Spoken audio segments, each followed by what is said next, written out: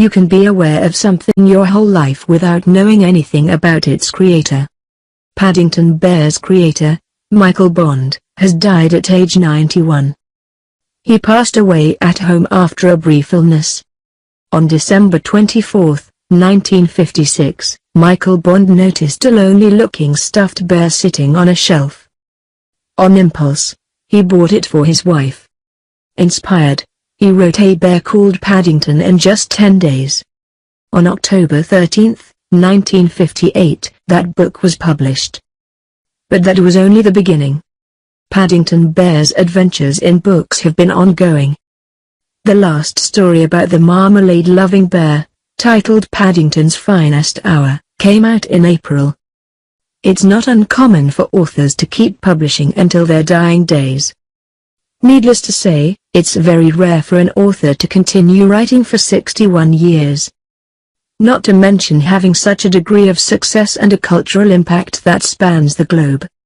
Michael Bond had an Order of the British Empire, which is like an Order of Merlin from Harry Potter, except real.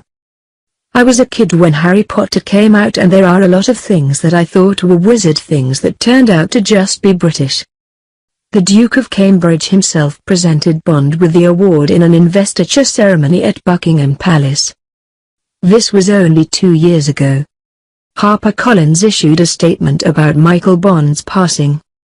It is with great sadness that we announce that Michael Bond, CBE, the creator of one of Britain's best-loved children's characters, Paddington, died at home yesterday aged 91 following a short illness. Michael Bond's own daughter, Karen Jankel, also spoke about her late father. It's a shock to everybody. For me, he was the most wonderful father you can imagine, so obviously our loss is personal. Of course. So many people think of their favorite singers or actors or writers with regard to their art, celebrity status, and creations. It's too easy to forget that they're real people with families and personal relationships that have nothing to do with their craft. Karen, however, seems very aware of her father's global cultural impact, and her statement includes a nod to that. But it's wonderful that he's left the legacy of his books and Paddington that will live on forever, which is really very special. The whole world is lucky to have had him. Paddington himself is so real to all of us. He's still a part of our family and we're very lucky. We can't imagine how hard it is to tailor your response to fans while you're still grieving. Karen Jankel continues, honoring her father's work. For him, writing was his life. It was wonderful he could continue writing until the end, she said. Because Paddington and his other characters were so real to him, he became alive to everybody else. But she doesn't leave out his character. You can tell just by reading his books what a lovely person he was. I never came across anybody who disliked my father.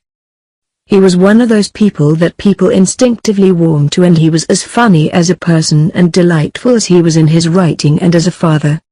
That is incredibly touching.